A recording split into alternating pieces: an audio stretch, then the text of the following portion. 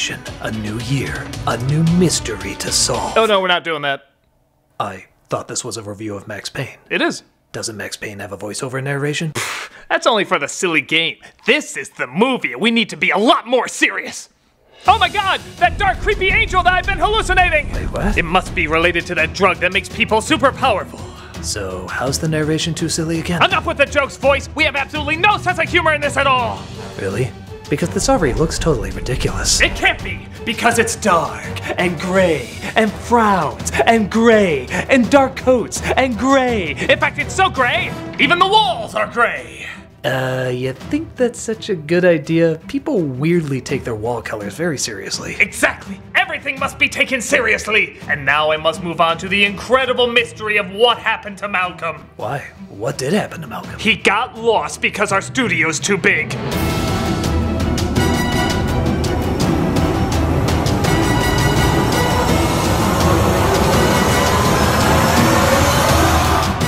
I bet you're gonna kick a lot of ass and take a lot of names. Yes! If you mean sitting around and doing a lot of talking. I did not. How did you confuse the two? I'm sorry, voice, but this is how Max Payne is done now. Would you think it'd be a lot of one-liners, shooting, and bullet time? Exactly that, yes. No, but we do have a PG-13 rating. My head has a landmine?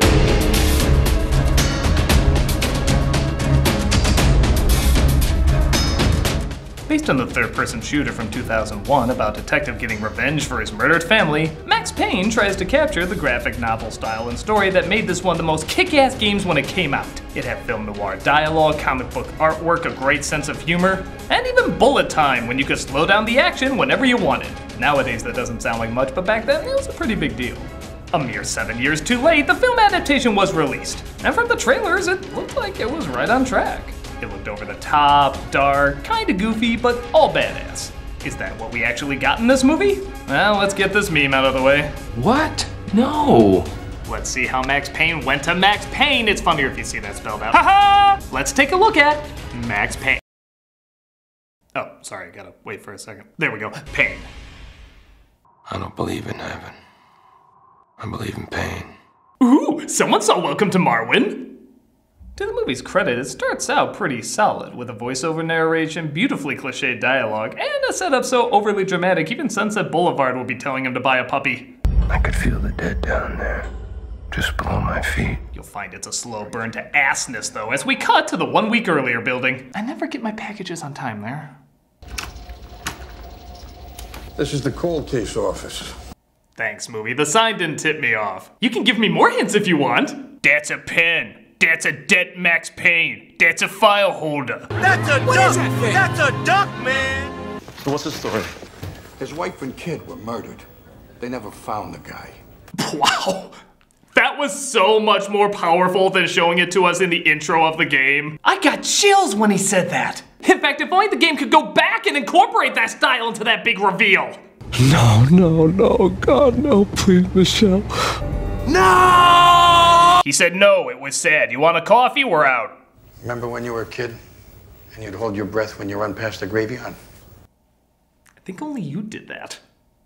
Just, leave that man alone. Hey, it's what the game designer said when they read the script. Meanwhile, in the Max tricks, we see Payne is trying to get mugged so he can get some answers on a lead. Yo, homie, that's a really nice watch. Kinda reminds me of one I lost. Pawned it up on 128th a few hours ago. What, you a cop or something? Most thieves just rob people, but I find these guys give interesting and pleasant conversation. Though they do take a long amount of time to actually commit the robbery, increasing the chances of getting caught and or distracted so your personality-less protagonist can kick your ass, I'd still give 4 stars on Uber Thugs. Open your eyes. You ever seen this woman? Your wings are golden, actually. By the way, I loved you in Party Monster. Seriously underrated. One of the thugs tries to run as we see we're just beginning this terrifying journey into the world of probate, beneficiaries, and goblins. Mr. Wells. Fine, no goblins. These monsters are hallucinations in his head as well as a good distraction from the train. As Max drops by the sleazeball from every movie you've ever seen in your life. Just call him Leisure Suit Lazy. A little offended I didn't get my invitation. Well, I didn't send out invitation. Look, I told you.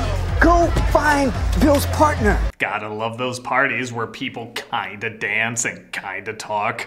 So it's a nice beat, right? Not full on dancing, but just kind of moving my shoulders music. God, I need a boyfriend. Listen, if you don't give me a new name, I'm gonna start frisking every one of your friends. You notice, by the way, Mark Wahlberg is operating at half Wahlberg?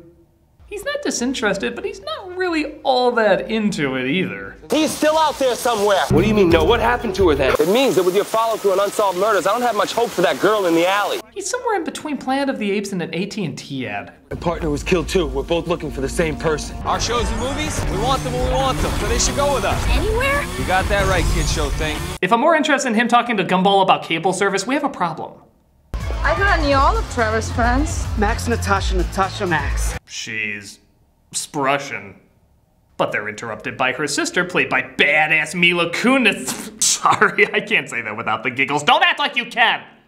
Don't get me wrong, Mila Kunis can be a very good actress, even a great one. But like any performer, she needs to be cast in the right role. What the fuck? And trying to be an intimidating weapons expert at 3'0", looking like Audrey Plaza voicing Grumpy Cat, sounding like Meg Griffin, isn't gonna cringe any spines. Kneel down. Kneel the fuck down! You need to talk about my sister. Though I'm not gonna lie, she does look pretty cool next to a Jim Beam barrel. For a true Kentucky straight bourbon. Christ, why is that hot? Kunis sees he's a cop and backs off as he continues to search the Riddler's party and finds some people taking, ooh, raspberry slow-mo. He comes across this guy, though.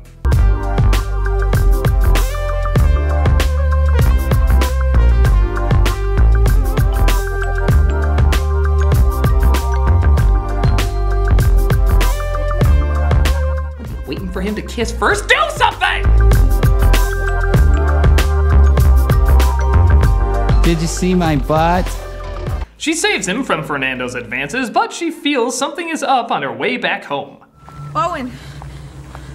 It's Natasha. For God's sake, spring pants, Frank Miller snow is surprisingly freezing. No, I won't be an I, Frankenstein! We then cut to a shot of Max Payne putting on his coat. Thank God for that shot of Max Payne putting on his coat. What the fuck was that? So he's called over by another cop named Alex. I need you to look at something. That's my siren. Ain't it neat? Okay, get out. What happened to them? Her. Just one. It looks like Natasha is found in pieces, but because this is PG-13, all we see is the arm of Laura Palmer.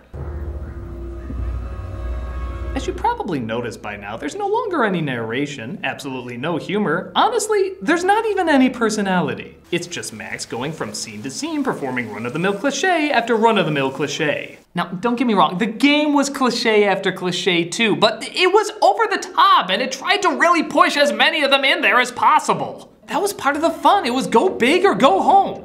Well, maybe not home, but... You should hear all the questions I get about my old partner. Well, good thing you got my back then, huh? I did everything. Everything! I did Grounded for Life, man! Those were some rough reviews I read! I'll give Kunis credit that her best acting is when she's not talking and she's shooting her death glare.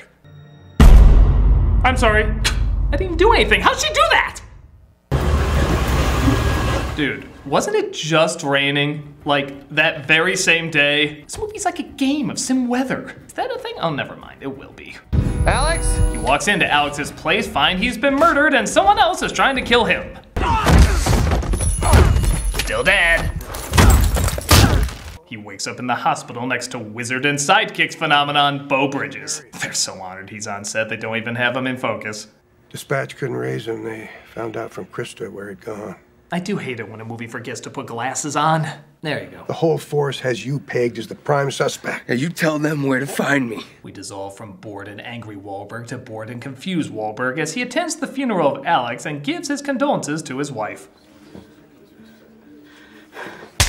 Damn, that slap sounded like Indiana Jones punching a Nazi!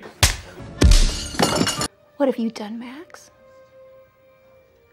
What has Max Payne done? I don't know. This movie's so boring, it's hard to follow. So everyone thinks Max killed Alex and Natasha. That's why an entire building of cops stand up, yet none of them actually stop him from going into Alex's office. Back up. Back up. But we stood up. We stood up. Could we have done more than stood up? Even if we could, I still would have stood up.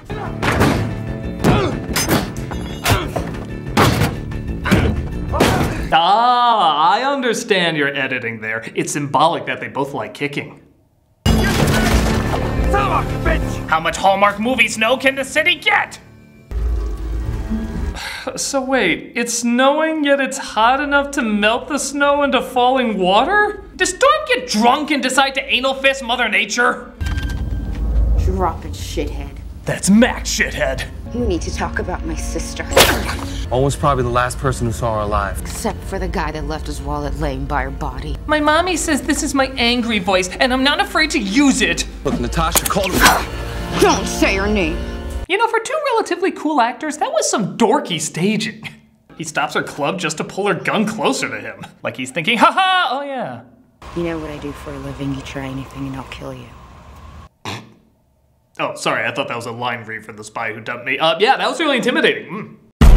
Okay, she's got the glare, we established that! They go inside to find a lead to Natasha's killer. Owen? Just relax. It looks like you're acting with passion. None of that here! It's okay. Owen? Oh yeah, go silent. We need it for this incredibly dramatic moment of guy we've known for 70 seconds dying. Or maybe it was just done to show off this effect, which, looking back, kind of looks like a 90s anti-drug commercial. So your friends say marijuana's gonna take you places? They're pulling you back.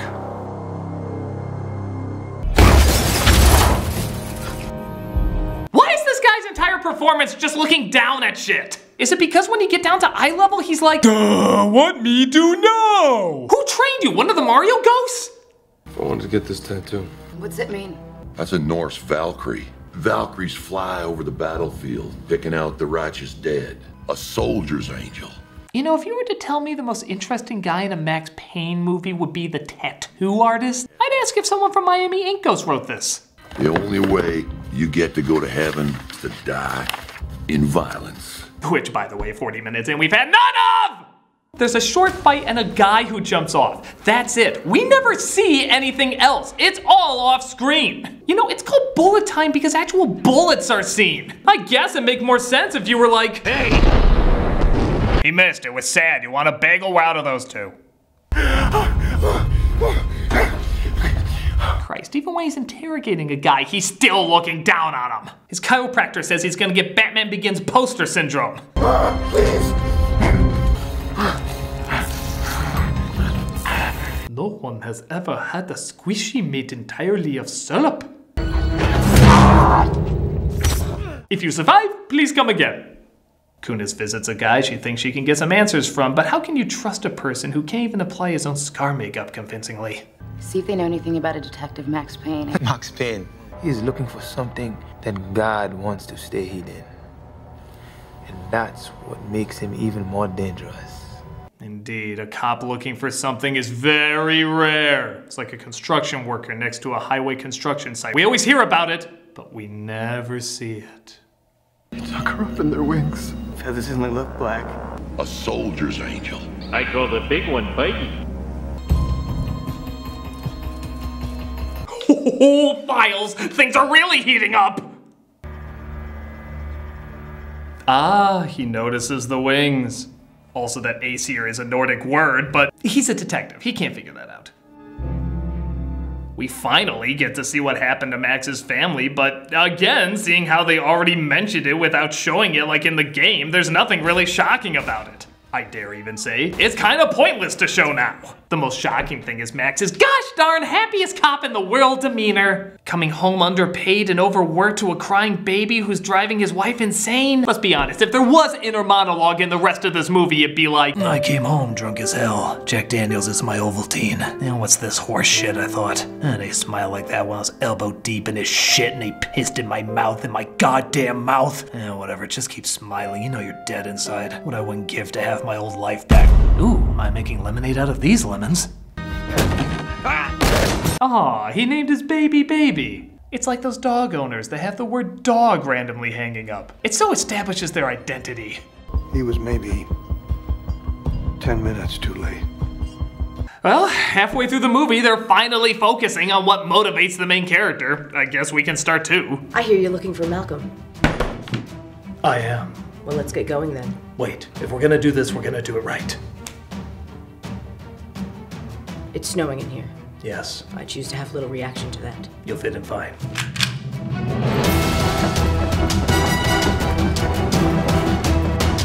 Nope. Nope.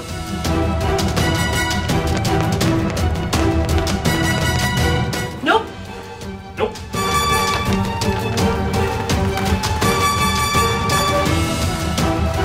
I couldn't believe it. How could Malcolm have gotten this lost? I didn't know how. Oh, hey, no inner monologue. But you had some in the beginning. Yeah, so did the movie, and then they stopped, so we're stopping. It's not very consistent. I was just thinking the same thing. Thank you. All right, everybody shut up! Or shut in, whatever inner voices do.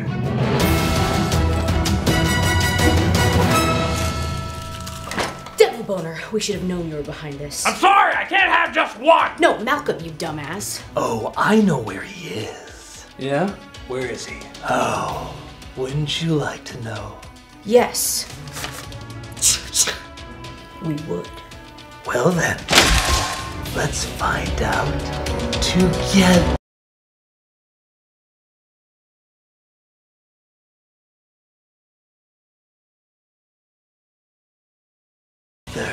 You've got guns. We've got guns. There's only one way to settle this. Yeah, and we both know what it is. So I told him, the bathroom isn't down that way, you have to make a left. And he didn't believe me, and so he made a right. I ask you, do I look so untrustworthy? No, not at all. You know, I'm so glad we sat down and talked about this. Can you imagine if we just came in guns a-blazing, shooting at each other in a thrilling action sequence? That's all I ever think about, actually. Well, Critic, you continue the review, and I'll continue being this side character that's completely useless. Max Payne would be proud of you. If only you could do the Mila Kunis death stare. Oh, you mean like this? Not bad. Not bad. So after slowly morphing into John Cena, we cut to... In 1 week, it went from snow to rain 4 times! Climate change my ass. This is goddamn climate roulette! What is it, Jason? I just thought you should be aware. Wait, is that Chris O'Donnell? No. No, What a random appearance. He does so little in this role, so I'm not entirely sure why he's here. It's so out of nowhere and makes so little sense, I half expect the dialogue to be... It's Batman and Robin, not Robin and Batman. It's like seeing someone as random as Ludacris pop up. What the fuck? You should hear the kind of things Max is saying. None of it makes any sense. He's gotten in his head that someone here at the company is responsible. It's like cutting from one close-up of you to an almost identical close-up of you. It's just madness. Or should I say, ludicrous. Finish that, I kill you. Okay. To his credit, he has a slightly larger role than O'Donnell as another detective trying to find Payne, thinking he's gone AWOL. But much like Payne, he's a friggin' dumbass when it comes to identifying the obvious bad guy. I'm worried he's gonna get into another situation before I can convince him to come in. So you really think he's gonna... I think you need to find him. Find him with bullets. Lots of bullets in the areas that keep him alive. Max thinks he can get some answers from O'Donnell's character, proving even his interrogations are on permanent Jackie, hi, detective. I know it's a nitpick, but even the way he threw that phone was kinda lame. Grr, I guess. I love you in The Bachelor. Mr. Colvin! Mr. Colvin, are you okay? Jackie! Mr. Colvin, it's Jackie. I can hear you. Are you all right? I can knock more. Should I knock more? I'm gonna knock more. Security. I need cops to continue knocking. O'Donnell explains that the drug being developed makes people super powerful, but also forces them to have hallucinations. The exact same hallucinations, coincidentally. The rest suffered horrible hallucinations. Devils, demons. You know, it's that one chemical, weird gargoyle shit oxide. Everybody always sees the same thing after taking that. They send in the SWAT team because a guy who barely shot a gun in this movie is a major threat. But they kill O'Donnell, proving that they're in on the scheme. Thank God they can't hit much else.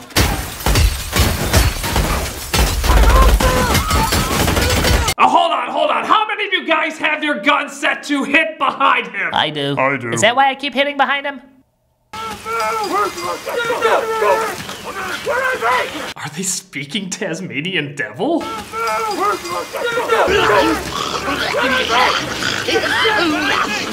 He gets away and, ooh, Mila Kunis has a gun. Guess she's finally gonna be in on the action and then, haha, more talking. Introducing Valkyr.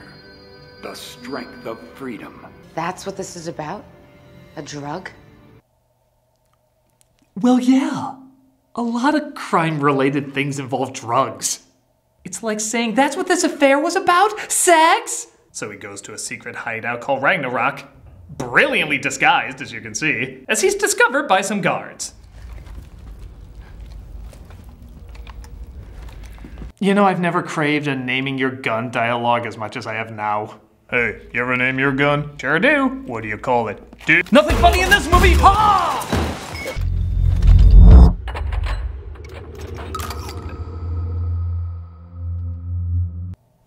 The slow-mo doesn't have to be that slow! The idea is the slower it goes, the cooler the stunt should look. Falling backwards, weirdly enough, isn't that cool a stunt! You know what? Let's have a race. Who'll win first? Mark Wahlberg falling backwards? Or the sloth from Zootopia getting a laugh out?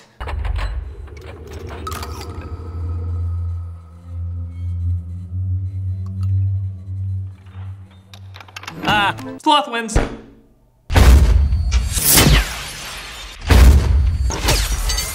How is it possible to miss that much?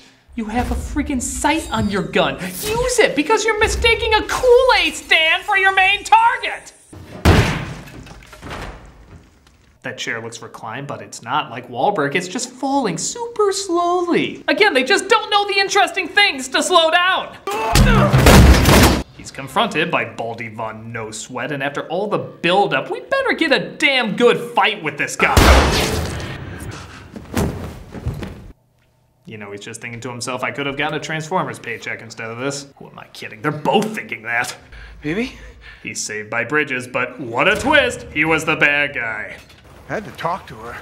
Show her my side before she took it to someone else. Once that happened, though, once I realized I could use the strength of my hands to keep one thing from being taken away from me. His acting is turning to Alec Baldwin from SNL when he's not playing Trump. Michelle was the first problem in my life small enough to reach out and start. Lord, I need to talk to you. You can't let Tina go out there with that woman.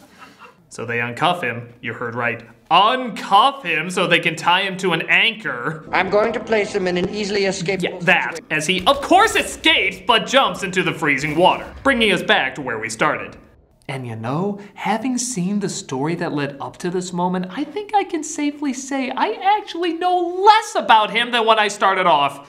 Seriously, before I at least knew the game character, who was a cool, poetic, one-liner spewing badass, and this guy was none of those things and replaced it with absolute squat. So we're actually in the red when it comes to what we know about him. Maybe that's where the phrase negative personality comes from, because it takes away more than it gives. He's the antimatter of character studies!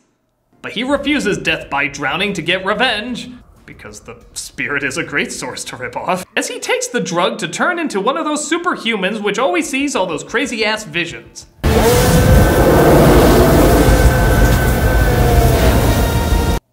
That was adorable. That scream was so silly, I kinda wanna put other cartoony yells in there.